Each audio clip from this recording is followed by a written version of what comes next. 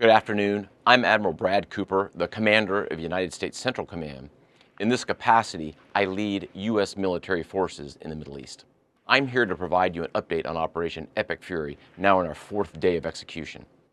First, I'd like to express my deepest condolences to the families and teammates of the extraordinary Americans who've been killed in action, and I'd also like to extend our prayers for a speedy recovery to the wounded. Yesterday, you heard from Secretary Hegseth and the Chairman of the Joint Chiefs.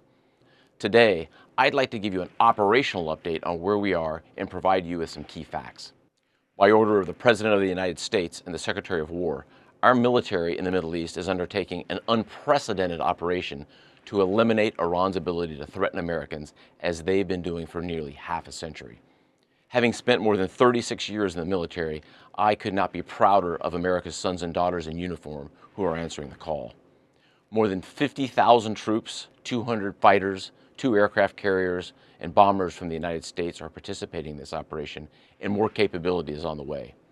These forces bring a massive amount of firepower, representing the largest buildup by the U.S. in the Middle East in a generation. In the opening hours of Operation Epic Fury, U.S. Central Command forces, together with Israel, delivered overwhelming and unprecedented strikes into Iran. Many of you may remember the shock and awe strikes of 2003. The first 24 hours of this operation were nearly double the scale, and we continue with 24/7 strikes into Iran from seabed to space and cyberspace. Now, we're less than 100 hours into this operation, and we've already struck nearly 2,000 targets with more than 2,000 munitions. We have severely degraded Iran's air defenses and destroyed hundreds of Iran's ballistic missiles, launchers, and drones. And in simple terms, we're focused on shooting all the things that can shoot at us. Our B-2 bombers and B-1 bombers have executed uncontested surgical strikes against multiple missile facilities deep inside Iran. And then just last night, a B-52 bomber force struck ballistic missile and command and control posts. We are also sinking the Iranian Navy, the entire Navy. Thus far, we've destroyed 17 Iranian ships, including the most operational Iranian submarine that now has a hole in its side. For decades, the Iranian regime has harassed international shipping. Today, there's not a single Iranian ship underway in the Arabian Gulf, Strait of Hormuz, or Gulf of Oman, and we will not stop. We will continue to conduct dynamic targeting operations. We're hunting Iran's last remaining mobile ballistic missile launchers to eliminate what I would characterize as their lingering launch capability. Now, in retaliation, the Iranian regime has launched over 500 ballistic missiles and over 2,000 drones. To be clear, Iran is indiscriminately targeting civilians as they launch these missiles and drones. You've seen it on TV. The evidence is crystal clear and overwhelming. Having said this, we are seeing Iran's ability to hit us and our partners is declining, while our combat power, on the other hand, is building. And my overall operational assessment is that we are ahead of our game plan. Along the way, every single branch of our military is achieving unprecedented success. I'll talk about just a few of them. Our naval forces have deployed multiple waves of cruise missiles, obliterating Iranian command and control and air defense capabilities. From 2 aircraft carrier strike groups, we're squeezing Iran from the sea and have them backed into their own ports. U.S. air forces are doing what they do best, executing a high volume of airstrikes right into Iran. Operationally, the 2 most powerful air forces in the world, the U.S. and Israel, are dominating the skies of the world's largest state sponsor of terror. Our U.S. Army soldiers are defending ourselves and our partners, and in a historic first, the U.S. Army fired long-range precision strike missiles called PRISMs in combat, providing an unrivaled deep strike capability.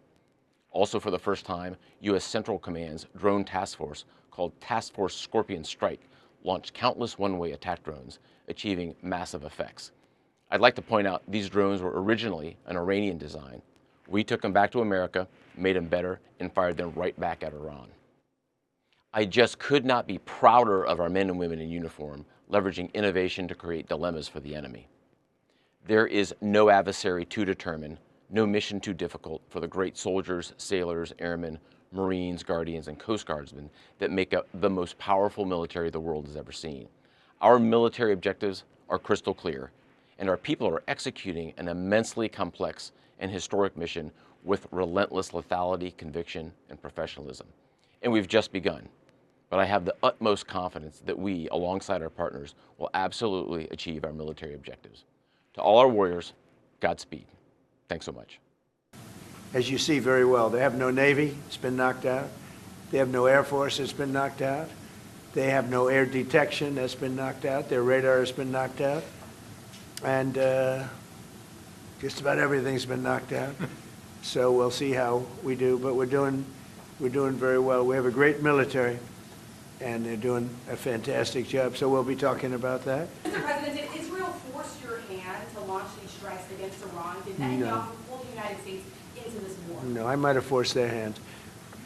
You see, we were having negotiations with these lunatics, and it was my opinion that they were going to attack first. They were going to attack. If we didn't do it, they were going to attack first. I felt strongly about that. And we have great negotiators, great people that do this very successfully and have done it all their lives very successful. And based on the way the negotiation was going, I think they were going to attack first.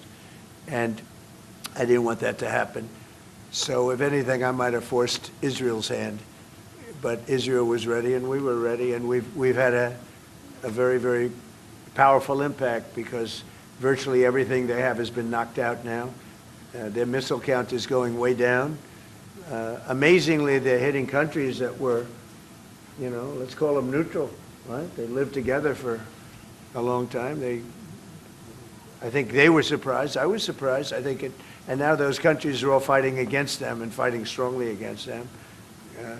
Someday they'll write a story and they'll say why they did that, but they hit countries that had nothing to do with what's going on. They were sort of leaving everything alone. All of a sudden they had missiles shot in, which shows you the level of evil that we're dealing with. They'll hit people that were actually at least somewhat friendly, and they had no problems with it. Also hitting only civilian places, hotels and apartment buildings, and we're hitting them where it is much more appropriate. We're hitting them very hard. And the big scale hitting goes now. They no longer have air protection.